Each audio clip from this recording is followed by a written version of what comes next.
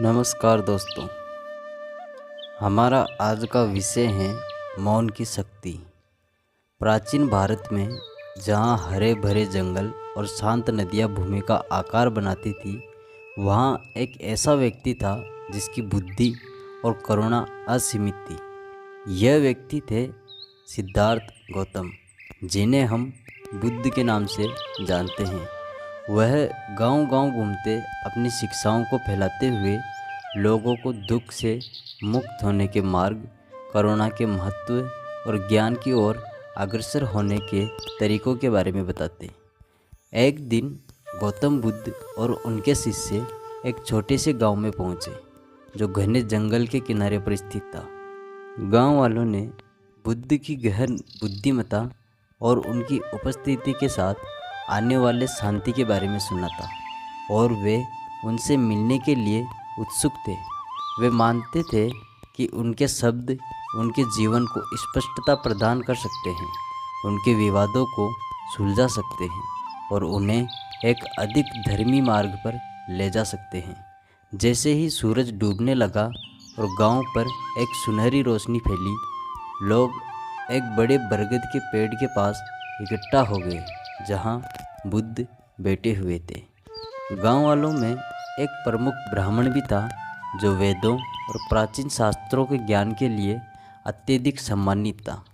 यह ब्राह्मण हालांकि अन्य लोगों की तरह खुले दिल और दिमाग वाला नहीं था। उसे अपने ज्ञान पर गर्व था और वह इस विश्वास में डूबा हुआ था कि उसके धार्मिक ग्रंथों की गहरी समझ और कड़े अनुष्ठानों के पालन के कारण वह दूसरों से श्रेष्ठ था। वह आम लोगों को तुच्छ समझता था और उन्हें अज्ञानी मानता था, जो उसकी पवित्र ज्ञान के योग्य नहीं थे। ब्राह्मण ने बुद्ध की शिक्षाओं के बारे में सुना था और वह संशय में था। वह यह मानने को तैयार नहीं था कि एक ऐसा व्यक्ति जिसने संसार का त्याग कर दिया, जिसके पास न तो धन था और न ही शक्ति, कोई ऐसी बुद्धिमत्ता रख सकता है जो उसकी अपनी बुद्धिमत्ता से बढ़कर हो। अभिमान और अपनी श्रेष्ठता साबित करने की इच्छा से प्रेरित ब्राह्मण ने तय किया कि वह सार्वजनिक रूप से बुद्ध को चुनौती देगा। वह उन्हें अज्ञानी साबित करना चाहता था और गांव वालों के सामने अपनी प्रतिष्ठा को और ऊंचा उठाना चाहता था। जैसे ही बुद्ध ने बोलना शुरू किया, उनका स्वर शांत और करुणा से भरा हुआ था। तभी ब्राह्मण ने उन्हें अचानक से रोक दिया और बोला, तुम अपना समय इन आम लोगों को उपदेश देकर क्यों बर्बाद कर रहे हो? उसने तिरस्कारपूर्ण स्वर में पूछा। ये अज्ञानी हैं और पवित्र ग्रंथों की जटिलताओं को नहीं समझते। अगर तुम्हारे पास वास्तव में वह ज्ञान है जिसका लोग दावा करते हैं, तो मुझे बताओ, इस संसार में सबसे बड़ी शक्ति क्या है? भीड़ शांत हो गई। सभी की निगाहें बुद्ध पर टिक गई, उनके उत्तर की प्रतीक्षा करते हुए। लेकिन बुद्ध ने तुरंत उत्तर नहीं दिया। इसके बजाय उन्होंने ब्राह्मण की ओर एक कोमल मुस्कान के साथ देखा। उनकी आंखों में गहरी समझ थी।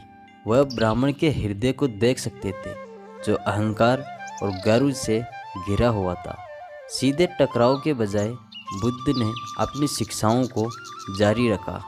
गांव वालों को करुणा, क्रोध के खतरे और ज्ञान की ओर अग्रसर होने के मार्ग के बारे में बताते रहे। ब्राह्मण बुद्ध की ओर से कोई प्रतिक्रिया न पाकर उपेक्षित महसूस कर रहा था।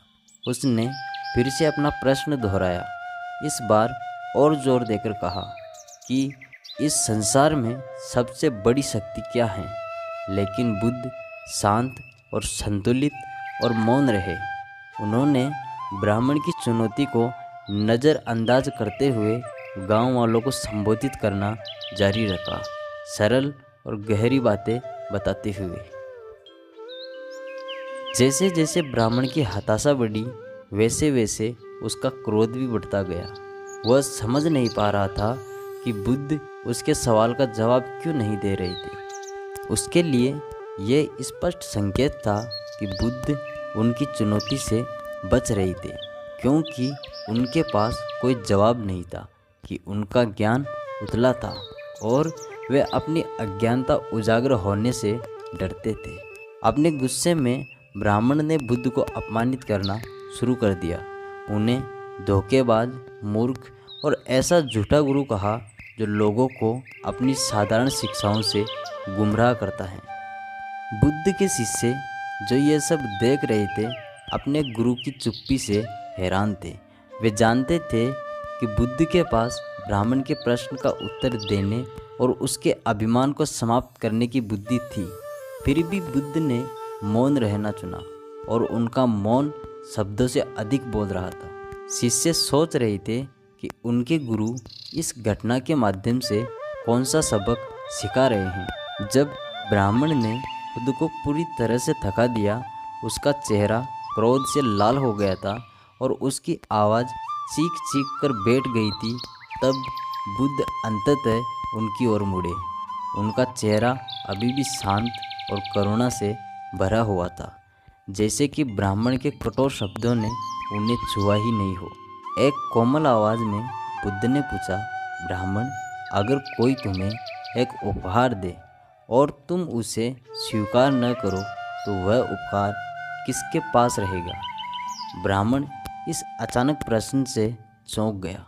कुछ क्षणों के लिए मौन रहा, फिर थोड़ी सोच विचार के बाद उसने उत्तर दिया, यदि एक उपहार दिया जाए और उसे स्वीकार न किया जाए तो वह उसी के पास रहता है जिसने उसे दिया। बुद्ध ने सिर हिलाया और आगे कहा, उसी प्रकार ब्राह्मण, जब कोई तुम्हें क्रोध, अपमान या घृणा देता है और तुम उसे स्वीकार नहीं करते तो वे उसी के पास रहते हैं जिसने उन्हें दिया। इन नकारात्मक भावनाओं को स्वीकार न करके तुम अपनी शांति और शक्ति को बनाए रखते हो। बुद्ध के शब्दों से ब्राह्मण स्तब्ध रह गया। उस क्षण में उसने समझा कि बुद्ध का मौन कमजोरी या अज्ञानता का संकेत नहीं था, बल्कि असीम शक्ति और ज्ञान का प्रदर्शन था। बुद्ध ने दिखा दिया था कि सच्ची शक्ति विवादों में उलझने या अपनी श्रेष्ठता साबित करने में नहीं, बल्कि आंतरिक शांति बनाए रखने और दूसरों की नकारात्मकता से अप्रभावित रहने में है। इस एहसास से विनम्र होकर ब्राह्मण ने बुद्ध के सामने गहरा प्रणाम किया। अब वह समझ गया था कि उसका अहंकार और गर्व उसे अंधा कर रहे थे और कि बुद्ध को चुनौती देने में उसने केवल अपनी ही अज्ञानता को उजागर किया था। बुद्ध ने उसे एक सबक सिखाया था, शब्दों के माध्यम से नहीं, बल्कि मौन की शक्ति और अपने स्वयं के आचरण के उदाहरण के माध्यम से। गांव वाले जिन्होंने यह सब देखा था वे भी गहरे प्रभावित हुए। उन्होंने बुद्ध के इस जवाब या उसकी अनुपस्थिति में एक गहन सबक देखा। उन्होंने समझा कि मौन एक शक्तिशाली उपकरण हो सकता है जो संघर्ष को शांत कर सकता है, शांति बनाए रख सकता है और सच्ची आंतरिक शक्ति को प्रदर्शित कर सकता है। बुद्ध का मौन बहुत कुछ कह गया था, उन्हें सिखाते हुए कि कभी कभी क्रोध और शत्रुता का सबसे शक्तिशाली उत्तर कोई उत्तर नहीं होता। जैसे ही शाम रात में बदल गई, गांव वाले अपने अपने घरों की ओर लौटे। उनके दिल और दिमाग उस ज्ञान से भरे हुए थे जो उन्होंने प्राप्त किया था। ब्राह्मण जो कभी गर्व और अहंकार से भरा हुआ था, अब एक नए विनम्रता और बुद्ध की शिक्षाओं के प्रति सम्मान के साथ वापस लौटा। उसने समझा कि सच्चा ज्ञान न केवल शास्त्रों को जानने में है, बल्कि जीवन के गहरे सत्यों को समझने और उनका पालन करने में है।